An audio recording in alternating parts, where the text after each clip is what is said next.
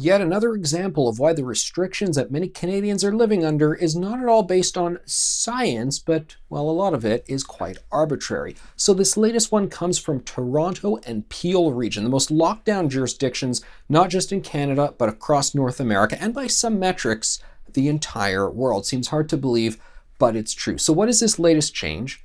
Well, patios are now allowed to be open. Outdoor dining can go on. I think it was absurd, irrational, nonsensical that patios were ordered to be closed, period. However, the closure was from about November until, March, so who really wanted to go out in the outdoor dining anyway? Well, hold on a second though. The city did tell these businesses, invest in heaters and various other things you can do to keep outdoor dining going, even when it's quite cold outside. And a lot of businesses did invest many thousands of dollars in just that. But they said, no, we gotta shut down outdoor dining. It's just not safe. It's a pretty ludicrous notion, given that we know outdoor transmission is a very rare phenomenon. But regardless, we're coming to the end of March right now. Some beautiful days are ahead of us, and Toronto has reopened for outdoor dining. Toronto and Peel region, after those cities told the provincial government, well, we can't move from the gray lockdown we're into right now into the red zone, which makes things more liberal, but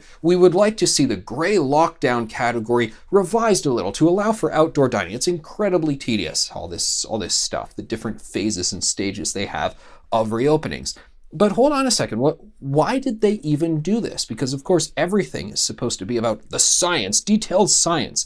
These public health officials, they put on the white lab coats and they get their beakers or their supercomputers, they're doing their calculations and they come up with the perfect science to tell you how many people can be in exactly which location and whether there can or can't be patios allowed open and so forth. Yeah, right. We know that's not what's really going on here. We know they've just decided, let's just reopen the patios. Why did they decide that? Well, we'll never know for sure. They will never fully fess up. But my guess is that they're offering these table scraps, which is what they are, saying, oh, look, we're doing something. We're reopening to some degree, basically to keep people at bay, to stop more people from getting angry at what's going on and just how restrictive things are, to give the optics of making progress and to say, oh, don't be so angry. Look, we are reopening things. And because obviously they knew it would get warm, people would look around them and go, it is absolutely absurd, irrational, ridiculous that you would say patios can't be open. Folks would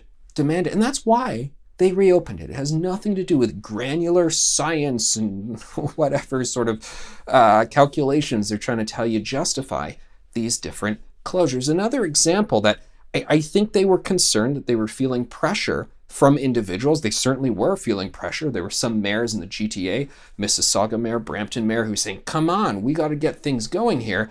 And this is them basically bowing to that pressure ever so slightly. So the folks in Toronto and Peel region, they should not say, oh, thank you so much for giving us these table scraps, because of course it was bizarre that patios were ever closed in the first place. But they should take this as a lesson that, well, if you do get frustrated with the restrictions and you start to demand more, well, the officials, they will just feel that pressure and, well, then they will change things.